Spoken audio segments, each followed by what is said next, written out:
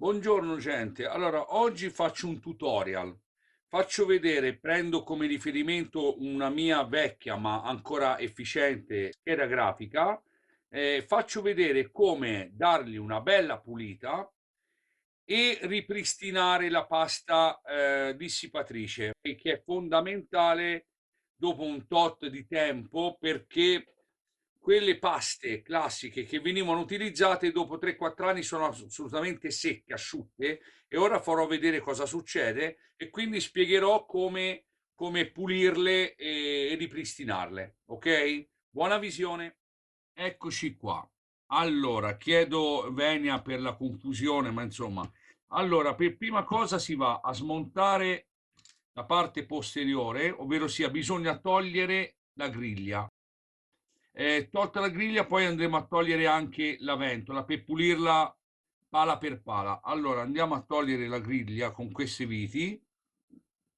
Le schede di buona fattura solitamente hanno queste viti con delle piccole molle di sospensione, solitamente, ma non è detto, non è una cosa assolutamente obbligatoria. Ecco, le andiamo a togliere, le appoggiamo qua. Ci sono delle piccole riparelle di plastica che andiamo a togliere. Eccolo qua. Una, due, tre e quattro. Rapidamente. Ecco qua, questa è la scheda. Adesso andiamo, l'ho già staccata, eccolo qua.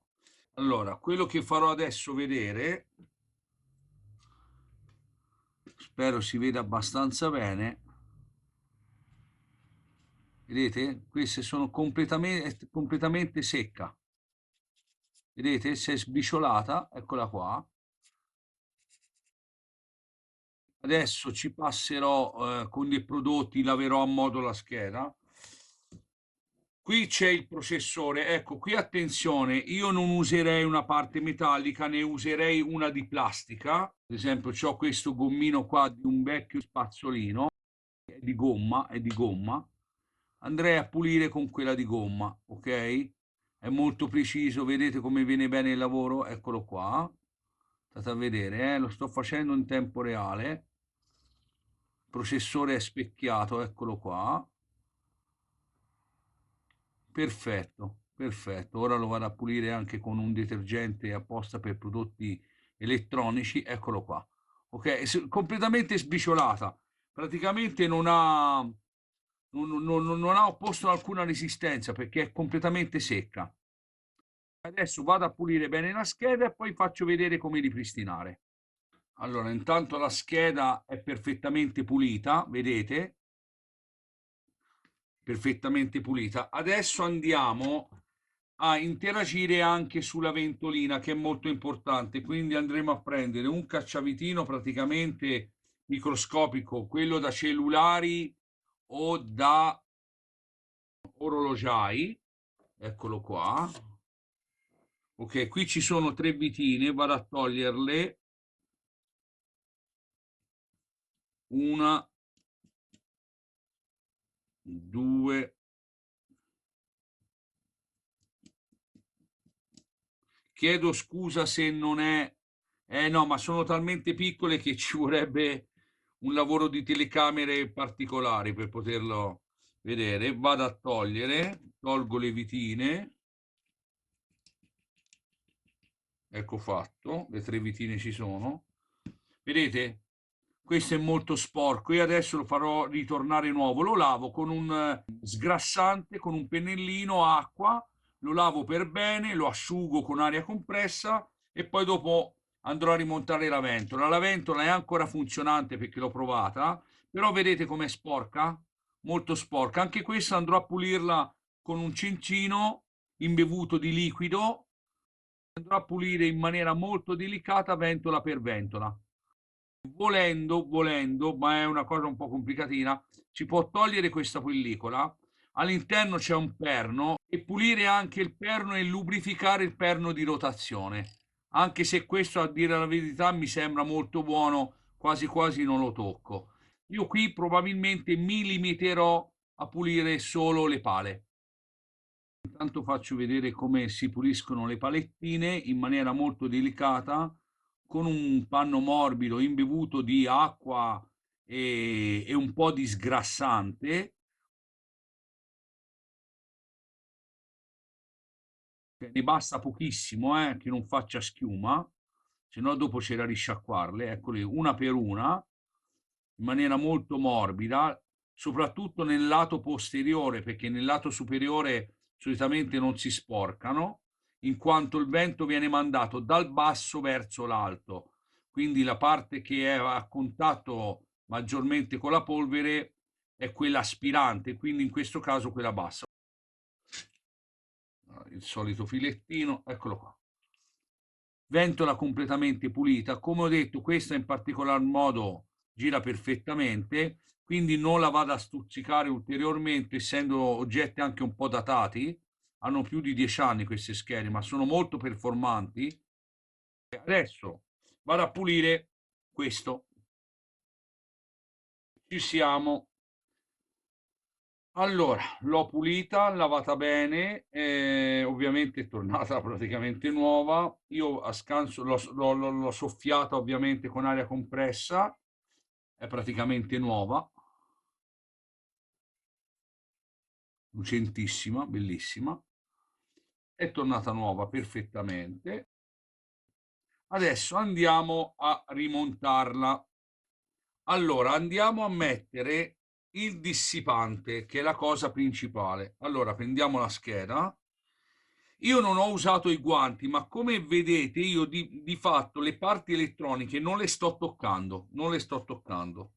I pignoli potrebbero dire, ma a livello elettrostatico, ma lascia un po' il tempo che trova. Se uno cominciasse a toccare, allora potrei dargli ragione, ma io non sto toccando di fatto niente.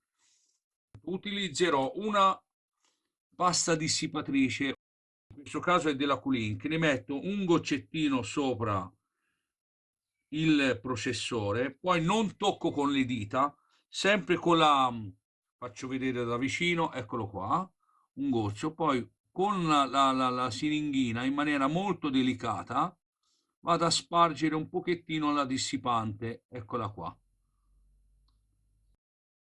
un pochettino, ne metto un'altra goccia, perfetto. Non occorre arrivare proprio ai bordi, anche se siete un po' sprecisi, non vi preoccupate, non succede nulla. Un altro goccio lo metto sul radiatore nel mezzo, spargo un pochettino, non tanto, basta poco, spargo un pochettino, ecco fatto. Ne ho messa un po', anche se non viene una cosa precisissima, quadrata, fregatevene. Allora, la posizione è questa, io vado ad appoggiare la scheda sopra, giro, ecco fatto, ecco fatto.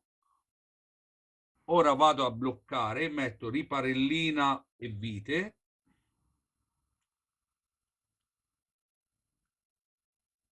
vado a metterne una dalla parte opposta, eccola qua, un po' come si fa con le ruote delle automobili, che si mettono prima quelle diagonali e poi le altre diagonali, eccolo qua.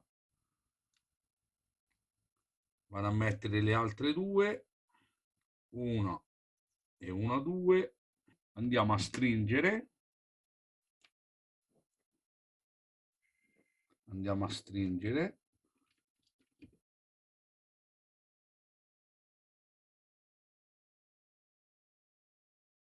perfetto. Questa è ben salda, a posto, ora la appoggiamo qua, prendiamo la nostra ventolina, la appoggiamo sopra, il connettore è un po' nascosto, ora non vi faccio vedere, comunque lo metto dopo, è un po' nascosto. Vado a prendere il mio cacciavitino con la mia microvitina, però ho bisogno dei miei occhialoni ingrandenti perché ormai l'età e la vista è quella che è. Stando attenti a rispettare la filettatura, quindi non bisogna assolutamente forzare. Questa è la microscopica vitina, eccola qua, veramente microscopiche, veramente microscopiche. Bisogna andare col cacciavite in maniera molto morbida, girarlo lentamente in modo che prenda la filettatura in maniera comoda. Non bisogna assolutamente forzarla, se no la spaniamo. Si fa girare lentamente il cacciavite anche in senso inverso, cioè per svitare, finché non si sente che prende la filettatura. Una volta presa, la si stringe. Sono praticamente 2 giri di cacciavite.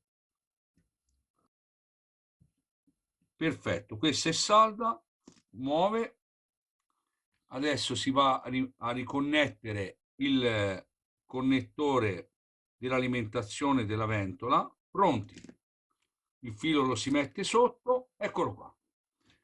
Scheda ripristinata, pulita, tutta tornata come nuova, con la pasta dissipatrice fresca e può lavorare ancora per parecchio tempo. E questo è quanto. Spero vi sia piaciuto e interessato questo tutorial, peraltro anche breve, avete visto. Questa è una scheda video ancora molto efficace, che è stata ripulita, quindi ripristinata la pasta dissipatrice, che è fondamentale perché il caldo venga irorato su tutto quello che è il radiatore della scheda. La ventola poi provvederà a far circolare l'aria attraverso le griglie del radiatore. In questo caso la ventola non è una pompa, quindi non fa circolare liquido all'interno del radiatore, fa semplicemente aspira l'aria e la tira fuori. Passando da questa griglia, ovviamente raffredda un po' il processore. Quindi la pasta dissipatrice è fondamentale che sia sempre abbastanza fresca. Solitamente ogni 2-3 anni si consiglia, poi dipende dalle ore di lavoro. Questa scheda qui ha lavorato tantissimo e io è la prima volta che la faccio dopo 10 anni. Ok, a riprova che i prodotti Asus sono di un altro livello. Spero sia stato interessante per voi e niente, se vi è piaciuto mi fate un like. Alla prossima, bye bye.